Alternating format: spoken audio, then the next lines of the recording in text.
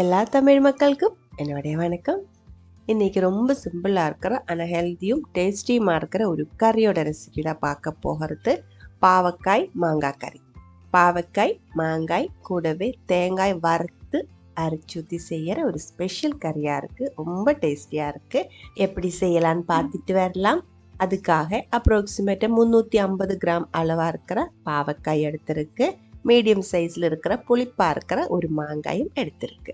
இது ரெண்டுமே நம்ம சின்ன பீஸாக கட் பண்ணி எடுத்து வைக்கணும். நான் ஒரு வெஜிடபிள் சாப்பருக்குள்ளே போட்டுட்டு பாவக்காய் இதே மாதிரி சின்ன பீஸாக எடுத்து வச்சுருக்கு. மாங்காய் கட் பண்ணும்போது தோலோடே கட் பண்ணிக்கோங்க. இல்லை இருந்தால் மாங்காய் அதில் தெரியாமல் போயிடும். தோல் வெந்து சாப்பிடும்போது ரொம்ப டேஸ்ட்டாக இருக்கும். அரைச்சி ஊற்றுறதுக்காக 1.5 கப் அளவுக்கு தேங்காய் துருவி எடுத்துருக்கு.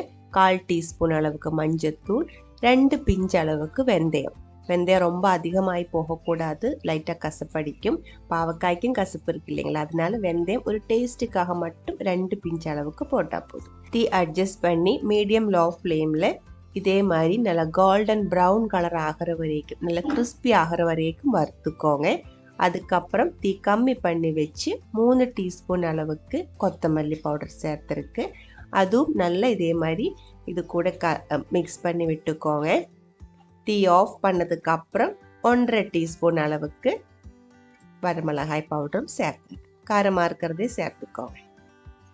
அதுக்கப்புறம் நம்ம இதை ஆற விட்டுக்கலாம். வரமிளகாய் பவுடர் வந்து தீ ஆஃப் பண்ணதுக்கப்புறம் சேர்க்கறதா நல்லாயிருக்கும், இல்லை அந்த கருகி போகிறதுக்கான சான்ஸ் இருக்குது.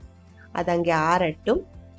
இதே கடாயில் 2 டேபிள் ஸ்பூன் அளவுக்கு தேங்காய் எண்ணெய் ஊற்றி இருக்கு. 1 டீஸ்பூன் அளவுக்கு கடுகு போட்டிருக்கு. நம்ம தேங்காய் வறுத்து அரைச்சி ஊற்றி செய்யும்போது கொதிச்சு இதில் தேங்காய் எண்ணெய் வந்து பிரிஞ்சு வந்துடும். அதனால நம்ம தாளிக்கிறதுக்கும் தேங்காய் எண்ணெய் எடுக்கிறது தான் நல்லாயிருக்கும். பார்த்துக்கோங்க.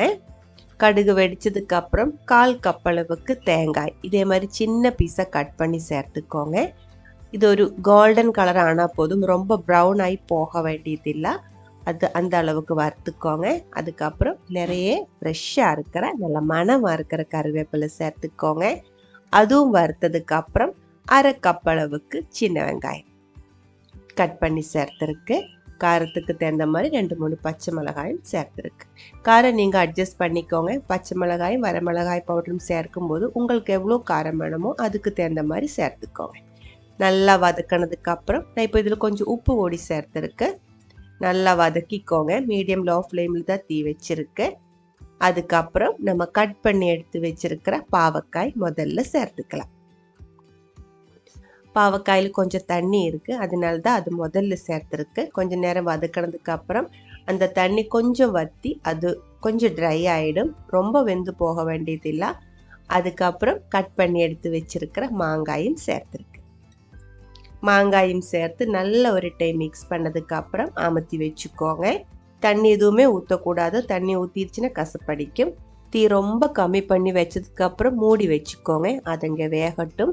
அதுக்குள்ளே நம்ம தேங்காய் வந்து நல்லா ஆறி இருக்கு. இனி இது மிக்சிக்குள்ளே போட்டு அரைச்செடுக்கணும்.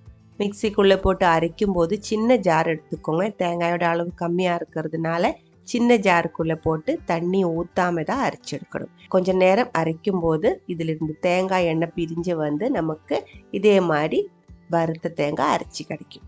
பெரிய ஜாருக்குள்ளே போட்டால் இதே மாதிரி வராது, கம்மியாக இருக்கிறதுனால சின்ன ஜாருக்குள்ளே போட்டு தான் அரைக்கணும். மாற்றி வச்சுக்கோங்க. அதுக்குள்ளே பாவக்காய் மாங்காய் ஆல்மோஸ்ட் வெந்திருக்கு. நல்லா ஒரு டைம் மிக்ஸ் பண்ணி விட்டுக்கோங்க. இதில் இப்போ கொஞ்சம் தண்ணி இருக்கும், தண்ணி இல்லை கொஞ்சம் ஈரமாக இருக்கும். அது கொஞ்சம் வத்துறதுக்காக கொஞ்சம் இதே மாதிரி என்ன சொல்கிறது மிக்ஸ் பண்ணி விட்டுக்கோங்க. அதுக்கப்புறம் கொஞ்சம் உப்பு நான் இப்போ இதில் போட்டிருக்கு. 1/4 டீஸ்பூன் அளவுக்கு மஞ்சத்தூளும் போட்டிருக்கு. தீ கொஞ்சம் மீடியம் ஃப்ளேமில் வச்சதுக்கப்புறம் நல்ல ஒரு டைம் இதே மாதிரி வதக்கி கொஞ்சம் ட்ரை ஆகிற வரைக்கும் வெயிட் பண்ணிக்கோங்க. அதுக்கப்புறம் தான் நம்ம அரைச்சி எடுத்து வச்சுருக்கிற தேங்காய் இதுக்குள்ளே சேர்க்கணும்.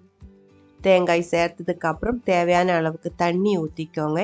தண்ணியோட அளவு வந்து நான் கரெக்டாக சொல்ல முடியாது, இதோட திக்னஸ் பார்த்துட்டு அதுக்கு தகுந்த மாதிரி நீங்கள் தண்ணி ஊற்றிடலாம். நான் இதில் இப்போ மொத்தமாக வந்து 1.5 கப் அளவுக்கு தண்ணி ஊற்றி இருக்கு, நீங்கள் பாருங்கள். ஆனால் நம்மளோட இந்த ஒரு பாவக்காய் மாங்காய் கறி வந்து ரொம்ப லூஸாக இருக்கிற ஒரு கறி கிடையாது, கொஞ்சம் திக்காக இருக்கிற கொஞ்சம் கட்டியாக இருக்கிற ஒரு கறி தான். அது பார்த்துட்டு அதுக்கு தகுந்த மாதிரி தண்ணி ஊற்றிக்கோங்க. கொதிச்சதுக்கப்புறம் ஆறினதுக்கப்புறம் இது கொஞ்சம் கட்டி ஆகிடும், அதுக்கு தகுந்த மாதிரி தண்ணி ஊற்றிக்கோங்க. நல்லா கலக்கி விட்டதுக்கப்புறம் உப்பு செக் பண்ணுங்கள். சில டைம் வந்து கம்மியாக இருக்கிறதுக்கான வாய்ப்பு இருக்குது. கம்மியாக இருந்தால் நீங்கள் சேர்த்துக்கலாம். நல்லா கலக்கி விட்டு உப்பெல்லாம் கரெக்டானதுக்கப்புறம் மூடி வச்சுக்கோங்க. லோ ஃப்ளேமில் வச்சுக்கோங்க. தீ கம்மி பண்ணி வச்சுக்கோங்க. ஒரு 5 to 8 நிமிஷம் இதே மாதிரி வற்றி வரும்போது எண்ணெய் பிரிஞ்சு வந்துடும். கறி வந்து நல்லா கட்டியாகவும் கிடச்சிடும். அவ்வளவுதான், பாவக்காய் மாங்காய் கறி ரெடியாக இருக்குது. இதுக்குள்ளே வேறு எதுவுமே சேர்க்க வேண்டியதில்லை. நம்ம முதல்ல தாளிச்சு ஊற்றி இருக்கு. சின்ன குழந்தைங்கள் கூடி பிடிக்கிற அளவுக்கு டேஸ்ட்டாக இருக்கிற ஒரு பாவக்காய் கறி தான் இது. இது சாப்பிடும்போது பாவக்காய்க்கு கசப்புன்னு கிடையாது. புளிப்பாக இருக்கிற மாங்காய் தோல் இருக்குது. அதே மாதிரி தேங்காயோட பீசஸ் சாப்பிட்றது கிடைக்கும். ட்ரை பண்ணி பாருங்கள். அதுக்கப்புறம் உங்களோட கமெண்ட்ஸ் எல்லாம் சொல்லிடுங்க. ஃப்ரெண்ட்ஸுக்கெல்லாம் ஷேர் பண்ணி விட்டுக்கோங்க. அடுத்த ஒரு வீடியோவில் நம்ம உடனே பார்க்கலாம். அது வரைக்கும் வணக்கம்.